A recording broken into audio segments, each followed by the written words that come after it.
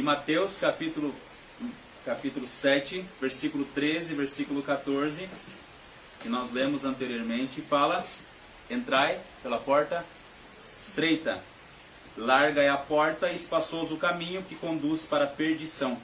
E são muitos os que entram por ela, porque estreita é a porta e apertado o caminho que conduz para a vida, e são poucos os que acertam com ela.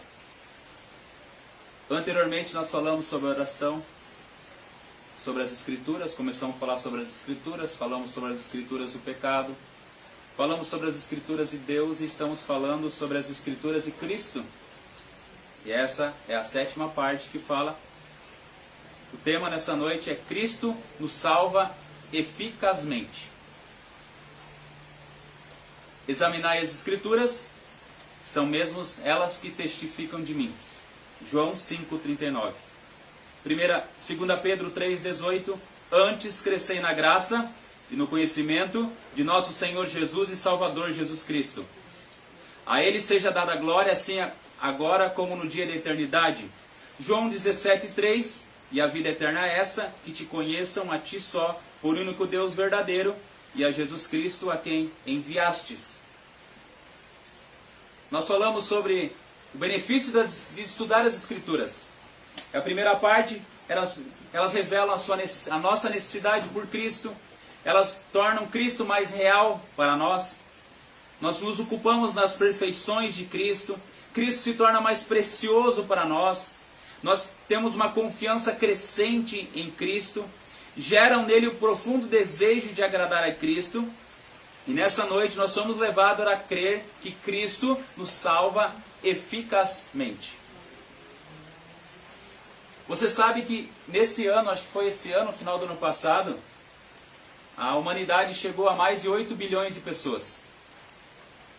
Pela primeira vez na história, o mundo passou de 8 bilhões de pessoas. Inclusive tem um site que acompanha hora a hora os óbitos das pessoas. Esses dias eu vi que já tinha uns 100 mil pessoas a mais do que 8 bilhões.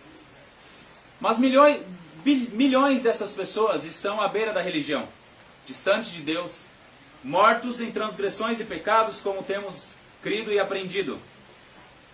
E nesse texto aqui, nós vemos que os judeus estavam desta forma também.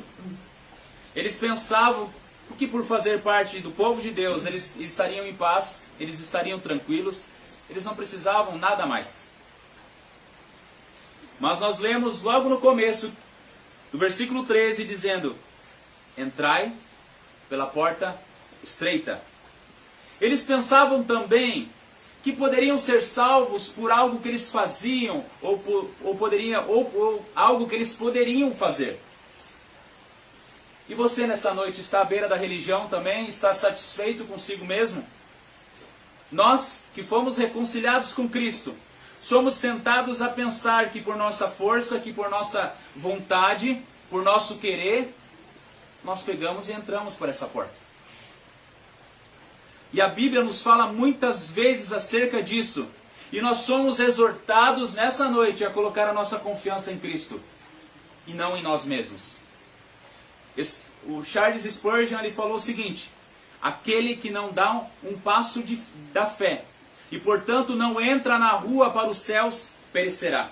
Será uma coisa triste morrer justo fora da porta da vida, quase salvo, mas ainda perdido. Esta é a pior das posições. Um homem justo fora da arca de Noé se afogaria. Um assassino perto da muralha de uma cidade de refúgio, mais ainda fora, seria morto. E o homem que está a uma jarda de Cristo e assim não confiou nele, será perdido. É como aquela expressão que fala: nadou e morreu na praia. E nesta noite o meu objetivo é fazer com que nós venhamos olhar para Cristo. E quão maravilhoso é o seu amor, quão maravilhosa é a sua graça, quão maravilhosa é a sua misericórdia pelas nossas vidas. Leia comigo o versículo 13 que diz assim: entrai pela porta estreita, larga é a porta, e espaçoso o caminho que conduz para a perdição, e são muitos os que entram por ela. Então o nosso texto nos começa falando sobre duas portas. Uma estreita e outra larga. E começaremos falando da porta larga. Perceba, não são várias portas, não são muitas portas, mas apenas duas. A primeira, eu posso dizer que ela é a porta das facilidades. É uma porta larga, é a porta das facilidades, das felicidades passageiras, do amor pecaminoso. É a porta do mundo, a porta da carne, a porta do pecado. Essa porta larga, porque a base dela é para você ser feliz, para você realizar todos os seus desejos, para você realizar todas as suas vontades, é para você seguir o seu coração. As regras, elas são adaptadas conforme a cultura, conforme o tempo, ou seja, elas mudam de acordo com o seu pecado, conforme com a sua vontade. Conforme novos pecados vão surgindo, a gente pode ir alterando isso, não é? É aquele velho e conhecido slogan: o amor vence. Calma, não estou falando de política, certo? Mas é um slogan antigo já, de correntes pecaminosas que buscam a todo custo modernizar pecados. Criam novas regras, criam novas formas de casamento, novas famílias, novos filhos, nova convivência e um novo moralismo. Um amor que aceita tudo. Um amor egoísta que busca satisfazer suas vontades. Por exemplo, o casamento. Nós entendemos que o casamento foi instituído por Deus. Deus criou um homem e uma mulher e uniu eles. Casamento. Eles se tornaram uma só carne, essa é uma aliança até que a morte os separe. Paulo usa o relacionamento entre Cristo e a sua igreja para explicar o que é um casamento cristão. É uma união de uma só carne, onde deve ser para a glória de Deus. Mas os que escolheram a porta larga, essa não é a definição de casamento. Os casamentos deles são temporários, baseados em paixões temporárias, e a base para tudo isso é as suas próprias satisfações, seus próprios desejos. O segundo, a família. Quando falamos em família, o que te vem à tua mente? Aquela que foi constituída por Deus, não é? Deve ser, não é? Homem, mulher, filhos. Quem escolheu a porta larga quer definir o que é a família para você. Em prol desse amor que eu estou te dizendo. O amor que aceita o pecado e ama esse pecado. E deseja que os outros participem juntos. Um amor que não é amor. Terceiro, filhos. Para que filhos? A indústria do entretenimento não deseja que você tenha filhos. Filhos, é complicado viajar quando tem filhos, não é? Beto Carreiro, tem criança pequena, é difícil, não é? Não vai conseguir andar na montanha russa. Filhos fazem com que a gente não viaje tanto, não passe tantas férias. Dinheiro, não é? A indústria do entretenimento não deseja que você tenha filhos. Então o que você faz? Vamos adotar um pet? Hoje, esses dias, alguém me perguntou se eu era tutor de pet. Eu falei, não, a cachorrinha é minha, eu sou dono dela. Agora é tutor, não é? Deus criou o homem à sua imagem e semelhança. Os animais não. Então eu vou sair espancando. Não. Não tem nada a ver sobre isso, não é? Nós podemos ter os animais, nós podemos cuidar deles, zelar por ele. A Bíblia nos fala para nós fazer isso. Mas eles não podem substituir os seres humanos. Jamais. Eu tenho cachorrinha, que faz a maior festa quando eu chego. As pessoas preferem os animais, por quê? Quantas postagens que eu vejo na internet? Eu prefiro os animais do que as pessoas. Lógico. Os animais não questionam, os animais não nos corrigem, não é? Ou se o teu animal está falando contigo, eu conheço um psiquiatra bom. E a Bíblia, a palavra de Deus, o que ela fala sobre os filhos? Os filhos são heranças do Senhor. Os filhos são bênçãos de Deus nas nossas vidas. Se nós olharmos os textos bíblicos, principalmente Antigo Testamento, Novo Testamento, nós vamos ver que os filhos eram uma bênção sem igual. Quando uma mulher engravidava, a cidade inteira ficava em festa. O povo inteiro festejava por aquilo, não é mesmo? Eles esperavam ansiosamente que as mulheres engravidassem e tivessem novas crianças naqueles lugares. Convivência. Somos levados a pensar que nós não podemos também falar nada, não é? Não podemos nos manifestar. Não podemos falar de pecados e certos pecados. Falam que nós vivemos em um país laico. Mas eles querem dizer que para nós ficar calado, não é? Você não pode falar isso. Eles nem sabem o que significa laico. Estado laico não significa, um país laico não significa um Estado ateu. O Estado laico garante e protege o direito de cada cidadão professar a sua crença e expressar as suas convicções religiosas. Nós somos livres para expressar as nossas convicções religiosas, mas com respeito, não é? E os que entram pela porta larga odeiam a Deus, odeiam a sua palavra e odeiam os cristãos, não é? A Bíblia fala que nós sofreríamos perseguições. Você deve questionar a si mesmo se o mundo te ama. Se o mundo ama aquilo que tu diz, aquilo que tu fala, a maneira que você se expressa, não é? Nós devemos nos questionar, será que nós estamos realmente fazendo a vontade de Deus? Jesus foi crucificado. Muitas pessoas falam, era o melhor de todos, falava só de amor, de paz. Ninguém crucifica a pessoa assim, não é? Algumas pessoas amam alguns que se dizem cristãos também. David Leonardo, por exemplo, coach. Thiago Brunet, coach. Fala aquilo que eu vejo muitas pessoas que não gostam de crente, mas assistem eles, não é? Compartilham coisas que eles falam, porque é coisa que as pessoas gostam de ouvir. Tem um que agora está fazendo o maior sucesso, que é o Rodrigo Silva, que ele é adventista. Alguns vídeos dele já assisti, ele distorce muito a questão da palavra de Deus, aquilo que realmente é a palavra de Deus. E nós devemos tomar muito cuidado, não é? Por quê? Porque eles falam muitas coisas que nós devemos ouvir. Tem um outro palestrante também que ele é muito engraçado, mas muitas pessoas ainda têm ele como pastor, mas ele não é pastor, ele é palestrante, que é o Cláudio Duarte. Ele é um palestrante, não é? Ele fala sobre, muitas vezes, relacionamentos, essas coisas. Mas ele é um palestrante. E, irmãos, muitas coisas que esses falam, nós devemos olhar na palavra de Deus e fugir disso, não é? Outra coisa é a questão da moralidade. A moralidade, eles acham que muda todo o tempo. Eles relativizam o que é correto, o que é certo. Ou eles falam que o que é certo é definido pela cultura. A todo tempo, tento desconstruir as verdades bíblicas, buscando afirmar que são apenas pontos de vista. Lembra aquela história que eu falei esses tempos atrás, do 6 e do 9? Para ti é o correto, para mim não é correto. Então não tem problema, a gente convive bem, tranquilo. Relativizar a verdade é errado, não é? A verdade sempre é a verdade. Independente do tempo, independente da circunstância.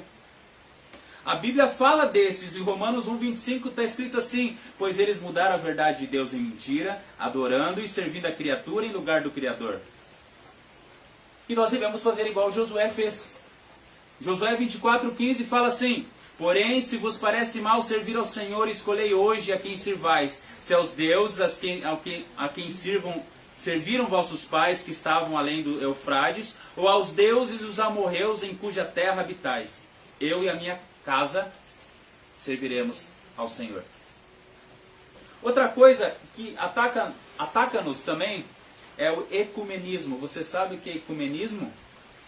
Ensina que todas as religiões são boas, que todas as religiões conduzem ao mesmo lugar, que é a salvação de seus adeptos.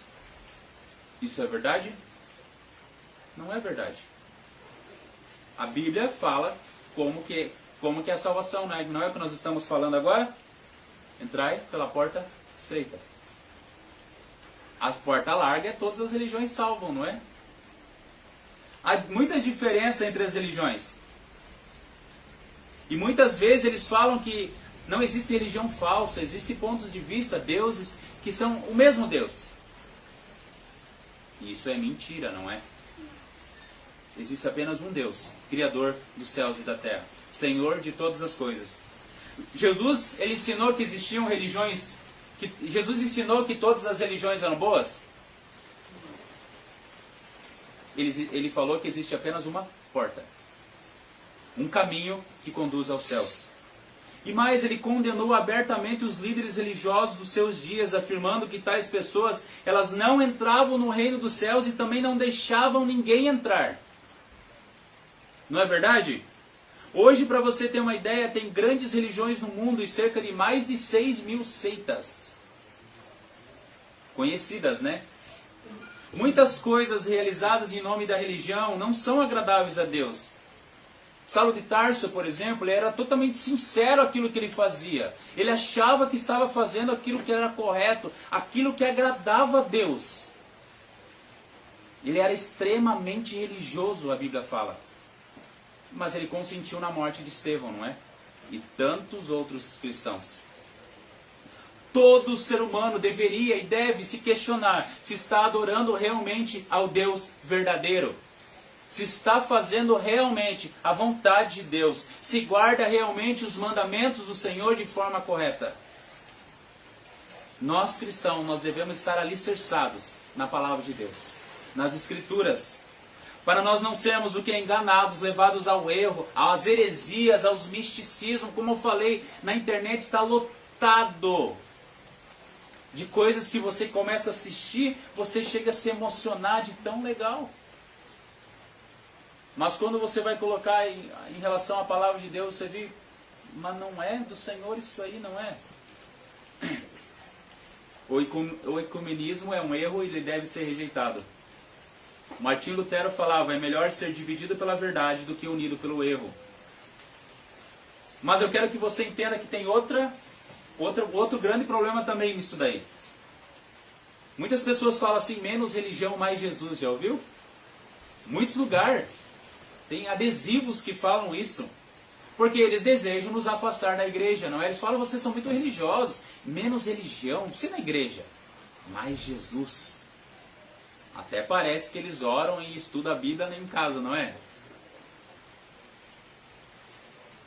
No inferno vai ter milhares de pessoas com tatuagens escrito Jesus. Eu amo Jesus.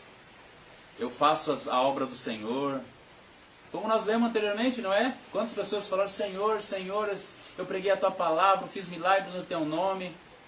Eu não te conheço. Muitas pessoas afirmam que querem Jesus, mas não querem entrar pela porta estreita.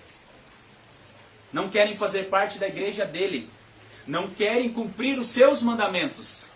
Não querem andar com Jesus da Bíblia. E o texto continua, falando agora de um caminho espaçoso. E espaçoso é o caminho. Eu posso citar aqui a confiança em homens. É muito mais fácil nós confiar em algo que a gente está vendo, não é? Quantas pessoas são enganadas por falsas esperanças, enganadas por falsas promessas, promessas de uma vida melhor, promessas de prosperidade. Vamos colocar no contexto do que aconteceu recentemente. Pandemia. Quantas pessoas que ficaram extremamente amedrontadas, com medo. Máscara sem máscara, oxigênio sem oxigênio, remédio não remédio, vacina não vacina. Quantas pessoas colocaram a sua esperança em governo, em remédio, em vacina, em ciência, quarentena, oxigênio, plano de saúde, dinheiro? E você colocou a sua esperança em quem? Quantas vezes nós nos questionamos em relação a nós colocarmos a nossa esperança no Senhor? Quem tem poder sobre a vida e sobre a morte? Jesus, não é? O Senhor tem o poder. O Senhor é todo poderoso, Ele fez os céus e a terra. E é isso que nós estamos falando sempre, não é? Olhai para Cristo. Confiai sempre no Senhor. com as suas vidas. Lógico que não é fácil. Muitas vezes eu sei durante a semana, muitas vezes eu falo assim, confia no Senhor, e chega na terça, estoura a minha correia dentada. Do carro. Daí o que acontece? Meu Deus, e agora? O que eu vou fazer? Pode dar 4 mil, 5 mil para pagar, da onde que eu vou tirar dinheiro? Daí arruma a correia dentada e ficou bom. 2 semanas depois, estoura outra coisa do motor. De novo bate o desespero, não é? E agora, o que eu vou fazer? Salmo 118:8. Melhor é buscar refúgio no Senhor do que confiar no homem. Você quer estar no centro da Bíblia? O capítulo que está no centro da Bíblia, por curiosidade, é o Salmo 118. Ele tem 594 capítulos antes e 594 capítulos depois. Sabe qual que é o versículo que está no centro da Bíblia? Salmo 118:8. É melhor buscar refúgio no Senhor do que confiar no homem. Quer estar no centro da palavra de Deus? Melhor buscar refúgio no Senhor do que confiar no homem. Agora eu quero falar sobre outro caminho também. Ateus teóricos e ateus práticos. Esses vivem como Deus não existisse. Suas decisões são tomadas com base nos sentimentos, nas redes sociais, em teologias fracas, em jornais de TV, em revistas e livros e qualquer outra coisa. Quer ver um exemplo? Uma aplicação para isso? Sobre o aborto, você é a favor? Somente pessoas que escolheram o caminho espaçoso acreditam que o aborto é algo justificável. Mas eles dizem, mas nós temos que pensar na saúde da mulher, não é? Mentira, eles não se importam com as mulheres. Eles querem achar uma justificativa para os seus pecados, para fazerem coisas para as suas vidas. O aborto o que é? Assassinato de crianças no ventre materno, não é? Mesmo que o mundo tente a todo custo descaracterizar uma criança, afirmando que é apenas um feto sem vida, nós sabemos que é uma criança. A irmã Miriam, quando estava com seu filho no seu ventre, já tinha nome, não é?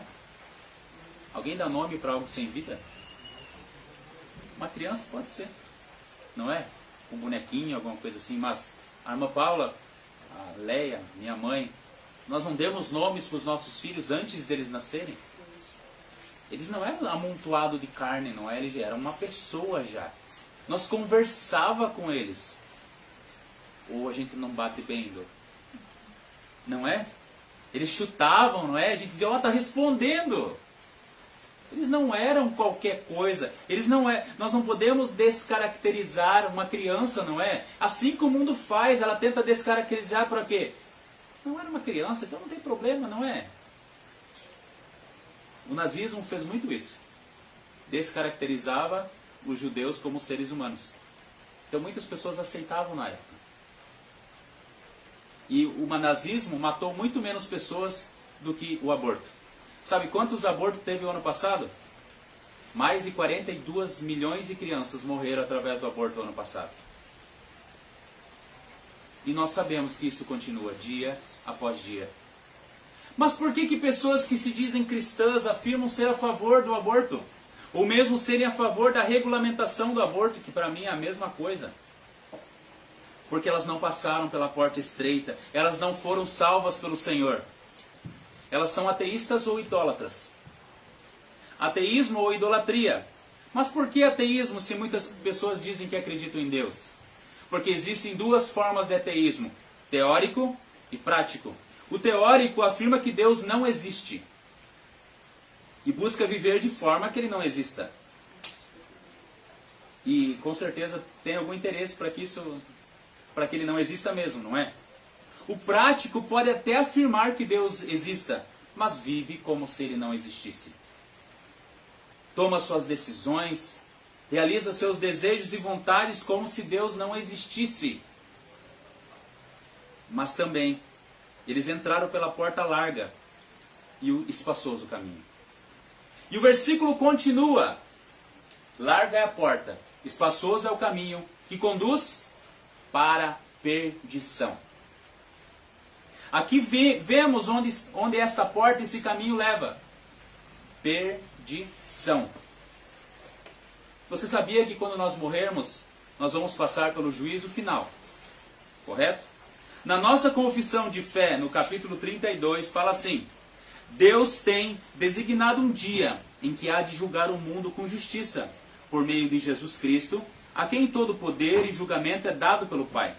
Naquele dia, não só os anjos apóstatas serão julgados, mas também todas as pessoas que viveram sobre a terra devem comparecer perante o tribunal de Cristo, para darem conta dos seus pensamentos, palavras e ações, e receberem de acordo com o que eles fizeram no corpo, quer seja bom ou seja mau. Neste dia, todos aqueles que escolheram a porta larga, o espaçoso caminho, que são os ímpios, desobedientes, serão julgados e serão condenados. Convido você a abrir a palavra de Deus no livro de Lucas, capítulo 3.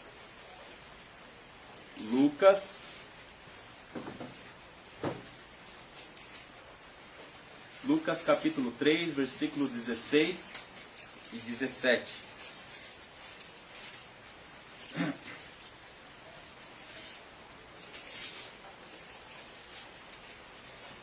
Lucas capítulo 3, versículo 16 e 17. A palavra de Deus diz assim: Disse João a todos: Eu, na verdade, vos batizo com água, mas vem o que é mais poderoso do que eu, do qual não sou digno de desatar-lhe as correias das sandálias. E ele vos batizará com o Espírito Santo e com fogo. A sua pá ele a tem na mão, para limpar completamente a sua eira e recolher o trigo no seu celeiro, porém queimará a palha em fogo inextinguível. Aqui nós vemos três batismos, não é?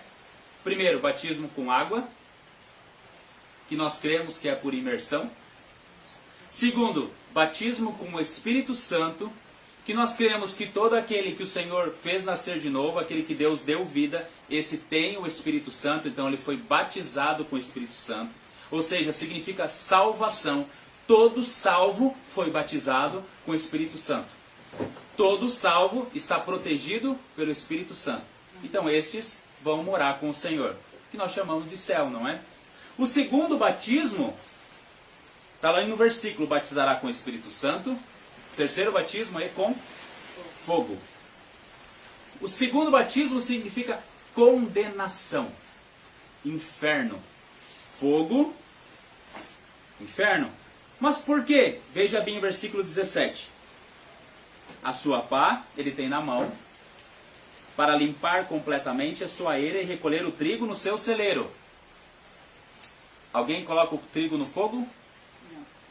Então esse é o primeiro batismo, não é? Porém, queimará a palha em fogo inextinguível. O que é inextinguível? É um fogo que nunca se apaga. A palavra fala sobre um fogo que nunca se apaga. Ela está falando do quê? Inferno. Então aqui quando a palavra de Deus fala que eles serão, conduz para a perdição, ela está falando desse batismo aqui com fogo. Eles serão batizados com fogo para o resto da eternidade, não é? Passarão o resto da eternidade na perdição, no fogo eterno. Então, por favor, meus irmãos, eu desejo que você não cante mais para Deus te batizar com fogo. Não é? Continua o versículo e fala assim, Mateus capítulo 7, novamente, voltamos. E são muitos os que entram por ela. Esses são todos aqueles que não creram em Jesus. Esses são todos aqueles que rejeitaram o Senhor. Esses são todos aqueles que não desejam viver as suas vidas pelo Senhor. A Bíblia fala muito deles, não é? Tem listas enormes. São imorais, depravados, maldosos, injustos, maliciosos, avarentos, invejosos, homicidas, difamadores, mentirosos, soberbos, inimigos de Deus, desobedientes, insensatos, sem misericórdia, idólatras, abortistas, aqueles que cometem imoralidade sexual. São todos aqueles que não somente cometem esses pecados, mas também aqueles que jamais se arrependerão deles.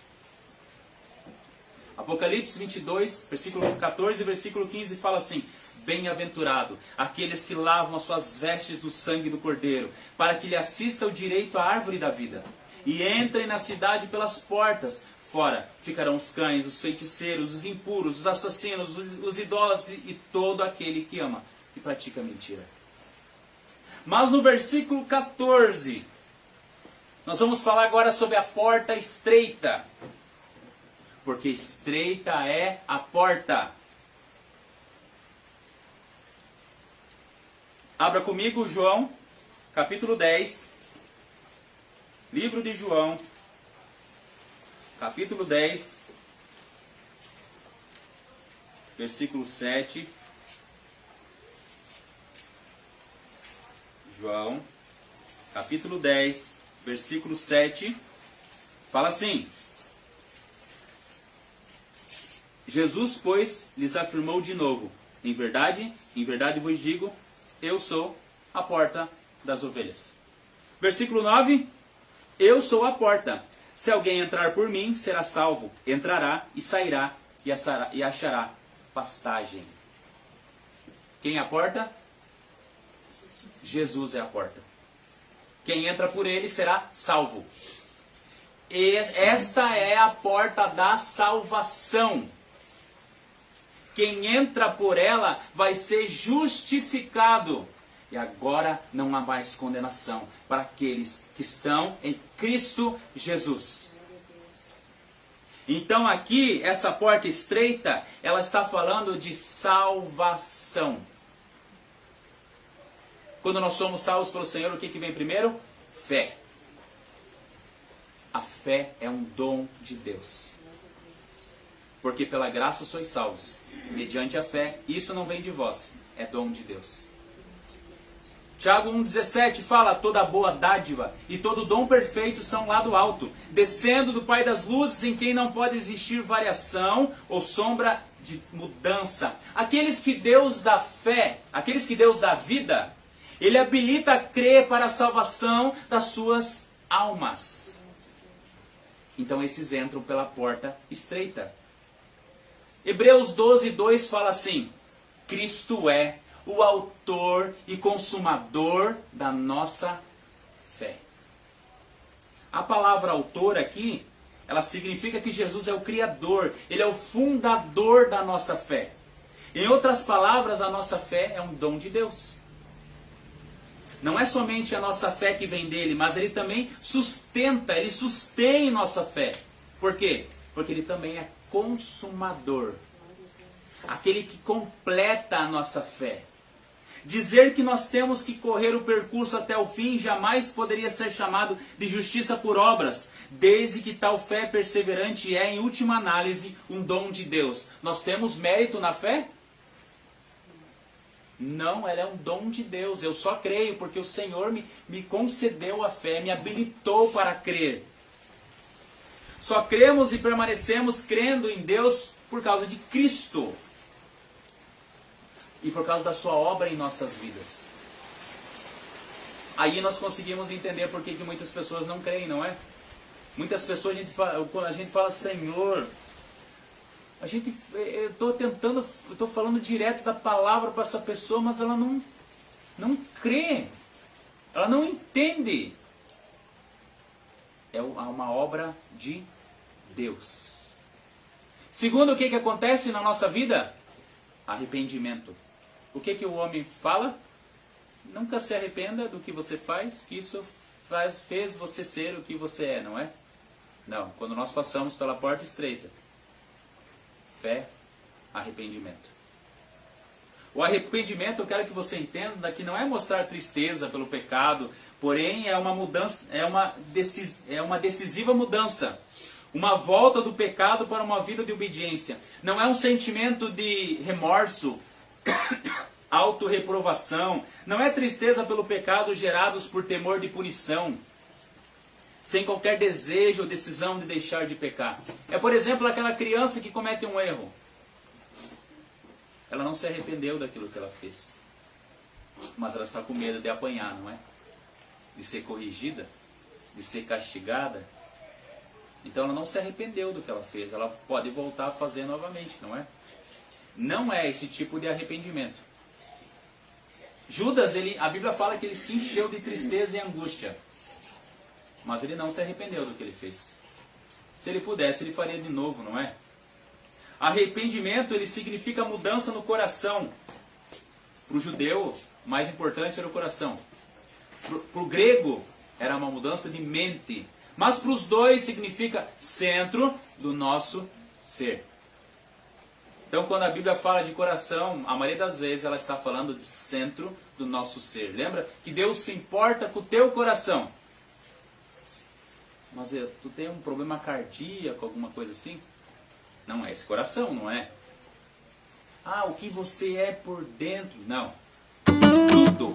A Bíblia fala que o coração é tudo aquilo que você é de verdade. Por isso que a Bíblia fala que o Senhor procura verdadeiros adoradores que o adorem em espírito e em verdade. É tudo. É uma nova vida. Ele muda a nossa mente, o nosso discernimento, a nossa vontade, as nossas afeições, o nosso comportamento, o nosso estilo de vida, os nossos planos, os nossos motivos, as nossas vestimentas. Ele muda tudo. A fé e o arrependimento são frutos da regeneração, dessa vida que Deus nos deu.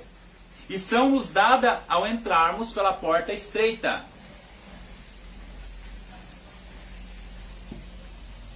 Então a fé e o arrependimento, elas são uma obra do Senhor. Porque por natureza as pessoas são incapazes de se arrepender daquilo que elas fazem.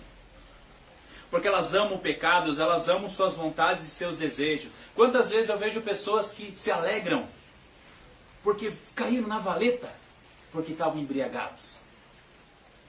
Eles acham o máximo isso.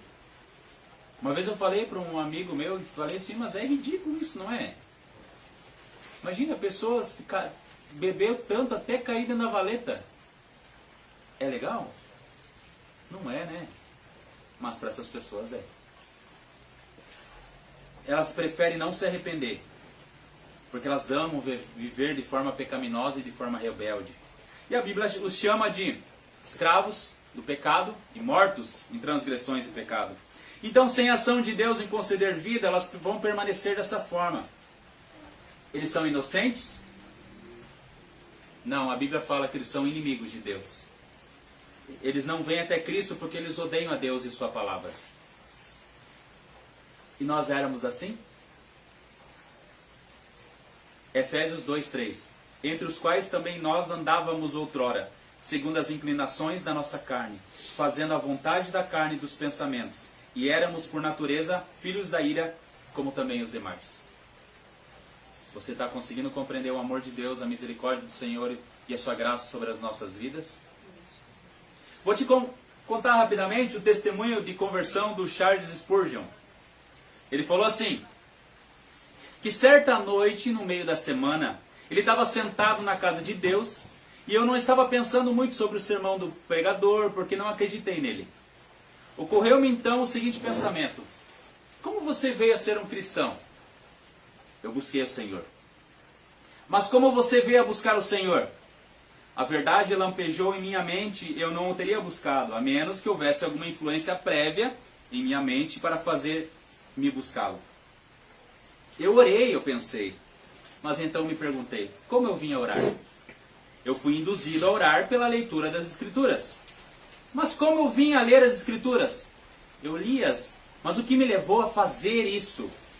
Então, em um momento, vi que Deus estava por trás de tudo aquilo e que Ele era o autor da minha fé. E então toda a doutrina da graça se descortinou diante de mim. E dessa doutrina não me afastei até hoje. E desejo que essa seja a minha confissão constante. Eu atribuo minha mudança inteiramente a Deus. Quando nós chegarmos no céu, todo verdadeiro cristão chegará no céu e vai dizer assim: eu estou aqui por causa de Jesus. Por causa daquilo que Cristo fez na cruz do Calvário. Não fui eu que busquei o Senhor. Não fui eu que fui até Ele, não fui eu que me arrependi, não foi por causa disso que eu fui salvo, mas por aquilo que Cristo fez na cruz do Calvário para me salvar. E o texto continua, agora falando sobre o caminho apertado. Versículo 14. E apertado o caminho que conduz para a vida. Não basta entrar pela porta estreita, é preciso ir pelo caminho apertado. Muitas pessoas afirmam que passaram pela porta estreita, mas estão andando pelo caminho largo. Muitas pessoas afirmam terem sido salvas, terem sido convertidas, terem sido justificadas, porque passaram pela porta estreita, ou seja, fé, arrependimento. Foram salvas, mas continuam a andar no caminho espaçoso. A evidência de que alguém passou pela porta estreita é que esta pessoa está agora andando pelo caminho apertado, pelo caminho estreito. Mas o que é esse caminho apertado? A porta estreita é a salvação, não é? Justificação. O que é o caminho apertado? É a santificação.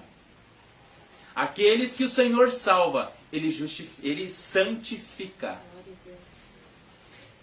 E andar nesse caminho é uma evidência que nós somos salvos pelo Senhor. A Bíblia diz que ele é apertado, ele é árduo, ele é difícil. É mesmo, não é? É um caminho de lutas e sofrimentos, de aflições, todos os dias lutando contra o pecado. Todos os dias buscando agradar a Deus. Todos os dias sendo santificados. Mas calma. Filipenses 1,6 fala, aquele que começou a boa obra em vós há de completá-la até o dia de Jesus Cristo. Nós não estamos sozinhos nessa luta. Se nós estivéssemos sozinhos, nós já teríamos caído, já teríamos desistido. Não estaríamos mais aqui nesse lugar. Nós não aguentaríamos. Romanos 8,26 fala, também o Espírito semelhantemente nos assiste em nossa fraqueza, porque não sabemos orar como convém, mas o Espírito intercede por nós sobremaneira, com gemidos inexprimíveis. A obra da salvação do Senhor ela é completa. Jonas entendeu isso no ventre daquele peixe. Porque em Jonas 2,9, enquanto ele está orando, na final da sua oração, ele fala assim, ao Senhor pertence a salvação. Será que nós vamos ter que cair no ventre de um peixe para nós entendermos isso? Que ao Senhor pertence a salvação. Inclusive o fato de nós sermos santificados e o fato de nós perseverarmos é uma obra de Deus nas nossas vidas. João 14,6, o que fala? Jesus é o caminho, a verdade e a vida. Ele é o único caminho, não é? Não existe outro. Ele é o único caminho que conduz à vida. Atos 4,12 fala, e não há salvação em nenhum outro, porque abaixo do céu não existe nenhum outro nome dado entre os homens, pelo qual importa que sejamos salvos. Versículo 14 continua, e são poucos que acertam com ela. O convite de vir a Cristo foi feito para quem? Para todos, não é? Vinde a mim, os que estáis cansados e oprimidos, e eu vos aliviarei. Ninguém pode afirmar que Deus foi injusto. A todos os homens é dito, arrependam-se e creiam no Evangelho, em todo tempo, em todo lugar. João Batista, Jesus, os apóstolos, Paulo, todos arrependam-se e creiam no Evangelho. Todos aqueles por quem Cristo morreu na cruz serão salvos. Por quem Cristo morreu na cruz? João 3,16 fala o quê? Porque Deus amou o mundo de tal maneira que deu o seu Filho unigênito para salvar todo mundo. Para que todo aquele que nele crê não pereça, mas tenha vida eterna. Então posso te afirmar que Jesus, primeiro que ele morreu, foi para todos os que nele creem. Para que todo o que nele crê não pereça. Todos aqueles que creram, creem e crerão serão salvos pelo Senhor. E foi por esses que Jesus morreu na cruz. A Bíblia também fala que Jesus morreu, que é a mesma coisa, por suas ovelhas. Em João capítulo 10, versículo 11, fala: eu sou o bom pastor dá vida pelas ovelhas. E essas ovelhas, elas ouvem a voz do pastor, elas são conhecidas pelo pastor, elas seguem o pastor, elas recebem a vida eterna e são sustentadas pelo poder de Deus. E tem um outro texto que fala que ele morre pelos seus eleitos, pelo seu povo.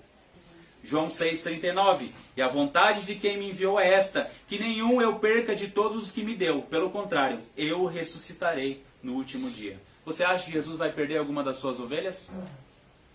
Ele é poderoso para sustentar todas elas. Inclusive tem até a parábola das 100 ovelhas, não é?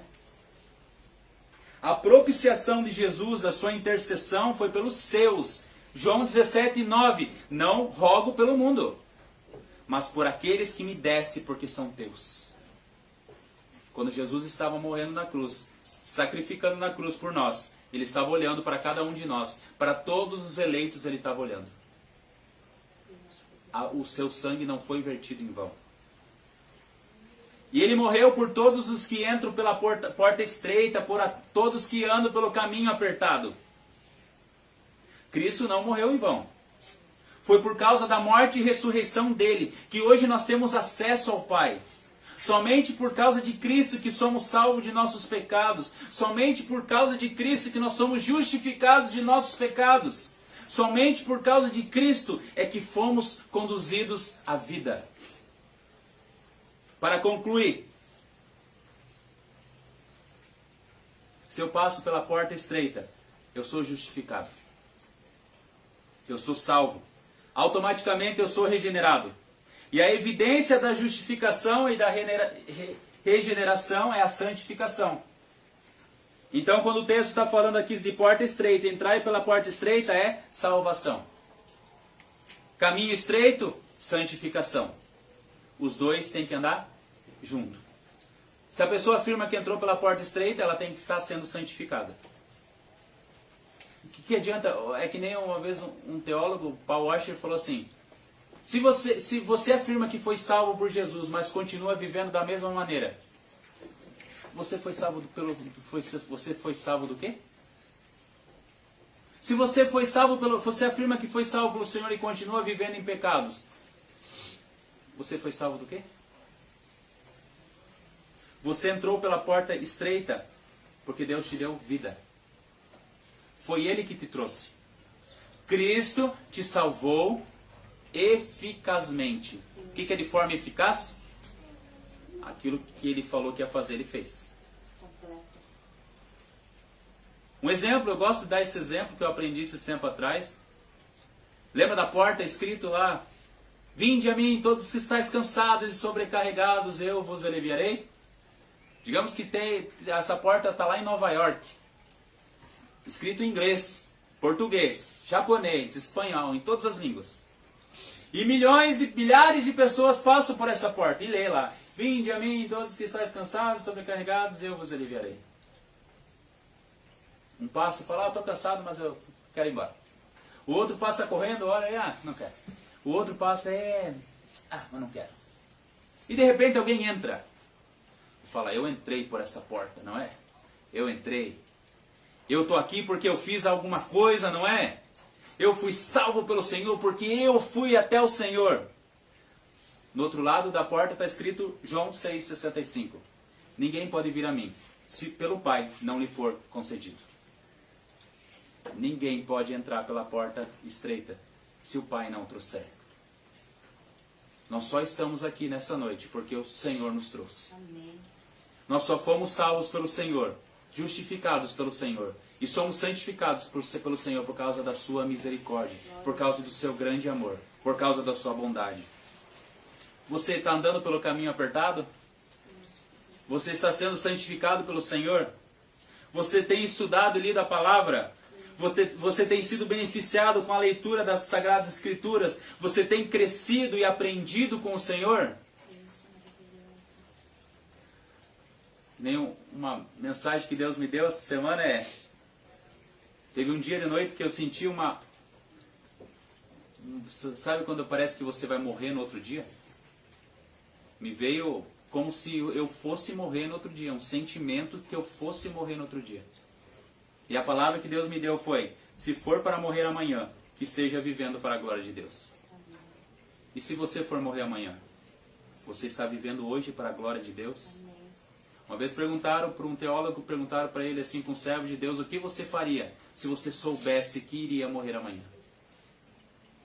Ele falou: continuaria vivendo da mesma forma, glorificando e exaltando o nome do Senhor. Amém? Amém. Então nós temos que glorificar o Senhor, porque Ele nos salvou de forma eficaz.